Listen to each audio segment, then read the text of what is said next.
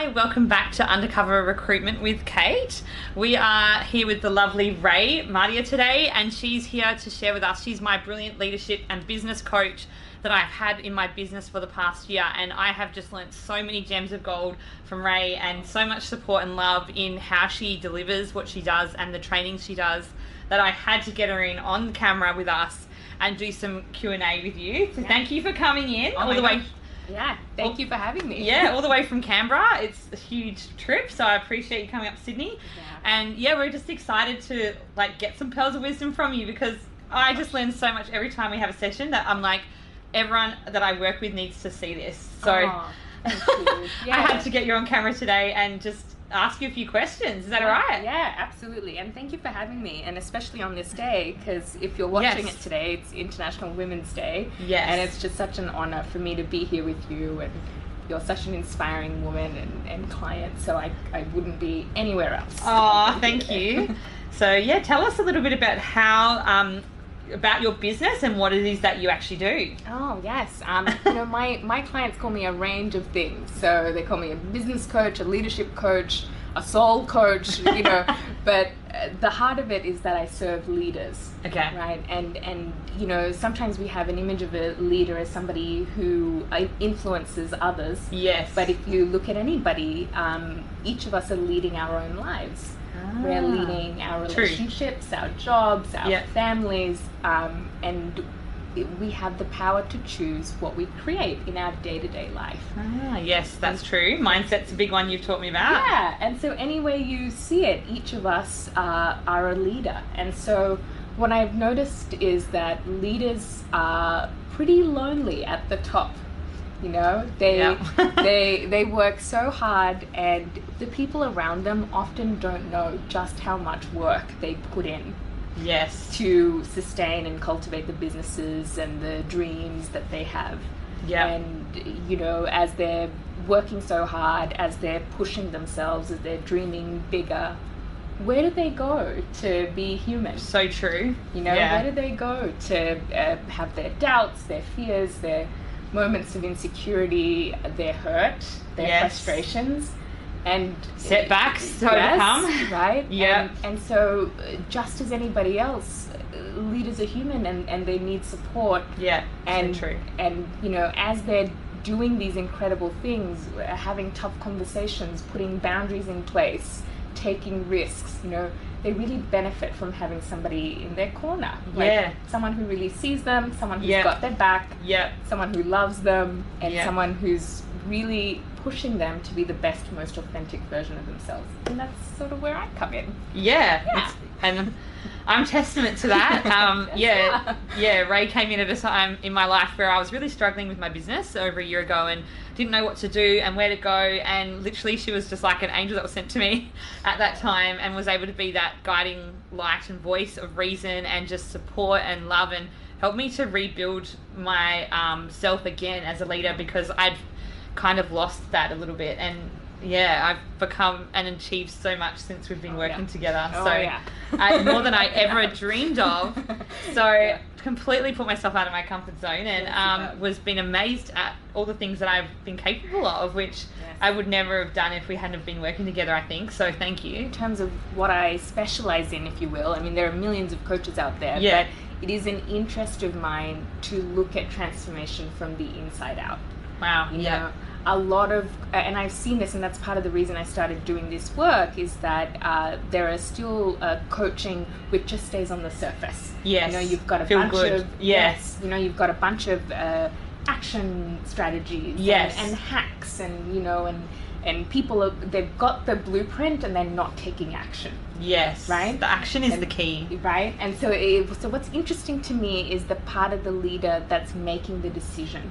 Okay. Right? And so if there's a part of you that's not making the decisions that serve you at your highest, that's what I'm really interested in. Because once you look at that, once you shift that, then you don't need motivation to do what you want to do, because you're connected. To your true self. Absolutely. Yes, that's so true. And how did you get into this? What's your background originally, and what made you get into this kind of coaching and leadership training. Yeah, wow. So I'm a lawyer by trade. Wow. You know, and so this is something that I'm going to say was a very happy blessing or an accident, depending on how you phrase it.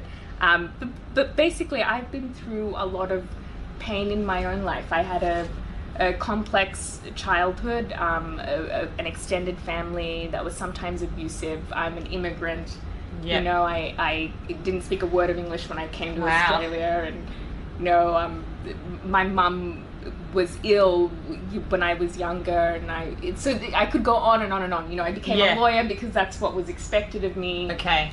Instead of really a mark of success, and that you've made it. Yeah, absolutely. You know, so it's sort of like the struggles that I was going through in my life made me look for answers. Okay. You know. Yeah, true. Yeah, you know, because I was in so much pain. I thought, well, how can I keep living? How can I keep being happy? Okay. Yeah. You know, and so I went to so many different sources for answers. Okay. Be it, you know, literature or spirituality. And then in 2015, I came across NLP through an event of Tony Robbins. Yes, wow. And, you know, who is now... Guru. Yes, and he's now one of my favorite and probably most influential mentors.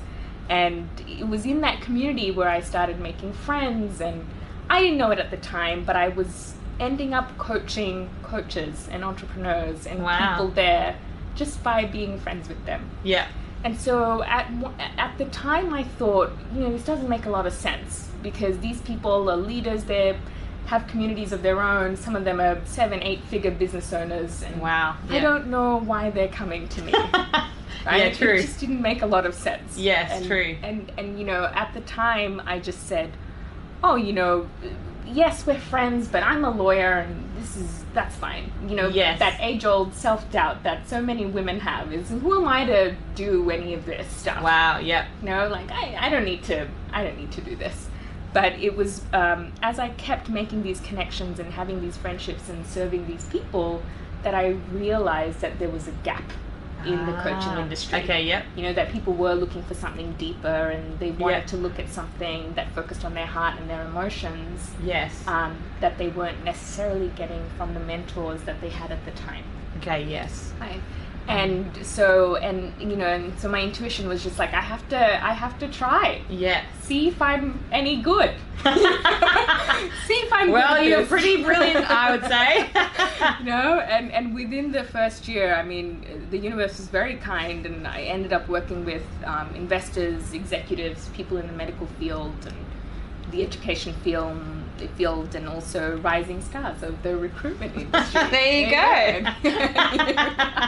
And here we are, you know, and I feel very at home doing this work. So that's how I know that it's your truth. It's my truth. Yeah, I love that. Yeah. So Ray, what advice would you give to business owners or leaders in a leadership position or a management position in the company that are watching this video today? Wow. I know. So many. I know there's a lot. So many. So I'm just going to speak from my heart. The first one is, and I see this a lot with leaders, is that desire to conquer their fears. They want to conquer their fears. Yes. Right? I see this huge resistance in the leadership field to not be afraid. Okay. Right? To be fearless. To be fearless, yeah. Right? But the word itself says fearless. Yeah. Right? Yeah. Be less afraid. Yeah. You know, to not eliminate fear completely. And you know, what I've noticed is that fear is there for a reason. Okay. It's there to remind you that you're doing something out of your comfort zone. Yeah, true. Right? And so instead of you know, beating yourself up when you're afraid or being resistant when you're afraid, be kind to your fears. Yeah, right? True. Yeah. Try and see them for what they are. Love on them, you know, really acknowledge them. Yeah. Yeah. And really replace it with the truth. Yes. You know? It's like, thank you, fear, I'm just going to do this. You know, instead of having this tug of war inside of you. Okay, yeah. Where you're battling a war that just doesn't need to be there. Okay. Yeah. So you know, if you look at it in terms of a feminine approach to fear, yes, which is to befriend it and to be kind to it, and you'll see how quickly that energy of that actually goes, and then you can just do what you were going to do. Yes, true. So that's one thing. The second thing is listen to your heart. You know, I see a lot of entrepreneurs, who are looking for the next big thing.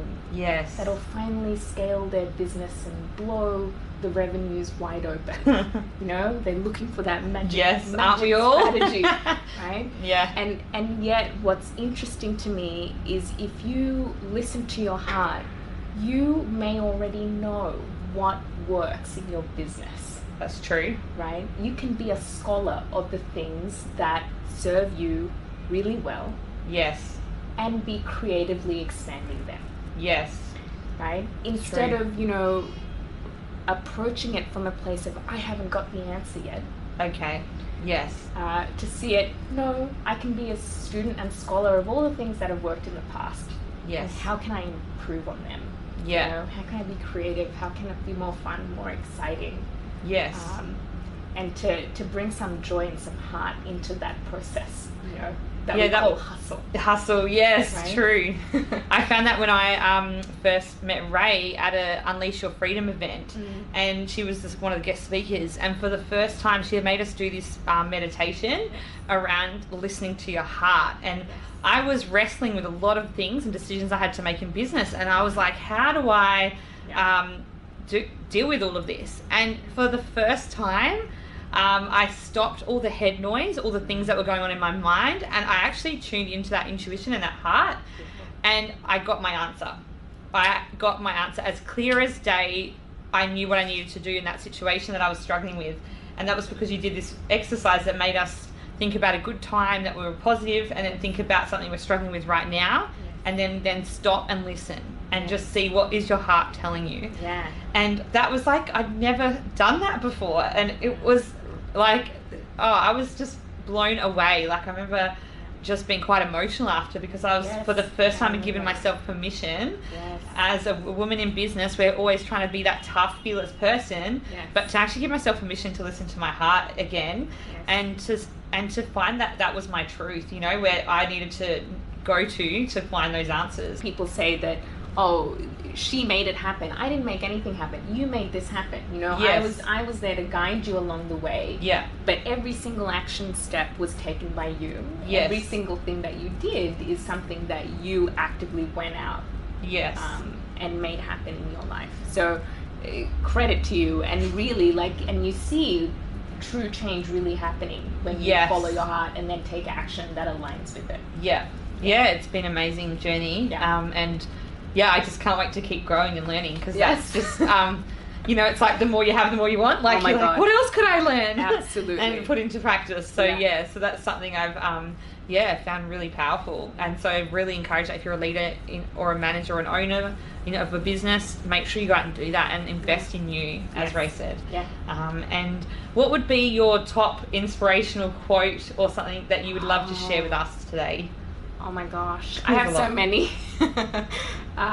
Being a personal development, I'm not going to say junkie, but I love personal development so much, so I have so many quotes around me all the time. But the one that's sort of on my heart right now is a quote by Joseph Campbell, and he says, "The privilege of a lifetime is to be who you are." Wow. Right? Yeah. And the thing is, anyone I know, including myself, we have a loud inner critic. Yes. All of us have that part of us who's right there, very, very loud. Yes. When something goes wrong, when we're not getting the results that we want. Yes. And, whenever I think of that quote and reflect on that quote, it always leaves me in a state of gratitude and humility. Yes. It's like, really, each of us are here to live as ourselves, love as ourselves, and to lead as ourselves. Yeah. And, when you realize that, and if you ask yourself, okay, what is the next step that honors who I am? Yes. Wow. Okay. Right? What is the next step that will lead me to really honor the privilege of being me? Wow. Right? Yes. The inner critic kind of dissipates and fades a little bit, when you frame your world trying to answer that question. So that's something it's there with me. I say it to my clients as well, is once you realize that it really is a privilege, being a human being, being alive, doing all of this, yeah, it's amazing. You get a lot of clarity about any choice that you're faced with. Yeah, exactly. In that sense of giving yourself permission to be yourself. And I feel like a lot of people, got so much noise from the world around us that we're told to be a certain way or to act a certain way, or whether it's culturally, whether it's expectations, whether it's your partner, whether it's your family. We have all these pressures that define who we become, and sometimes it's actually giving yourself permission to do some workshops or to do some time out journaling and to work out who you are. Because it's like when someone says, oh, who are you? It's like, well, I don't actually, funny you say that, like you could kind of define yourself by what you think others think about you or say about you, but actually doing that inner work, which you get from doing personal development and coaching, you dig deep and you work out what your values are and what's your truth and what's your why, and they're things that are deep and hard to go through sometimes, but are very rewarding when you do work through them. So thank you so much for coming in today and sharing your pearls of wisdom, as you always do, right? And thank you so much for being on the couch with me today and this interview. Yeah, you're so welcome, and thank you for having me. Like I said, you're a dream to work with. I only work with people who inspire me, and you're just a shining example of why I do what I do. Thank you. Thank you.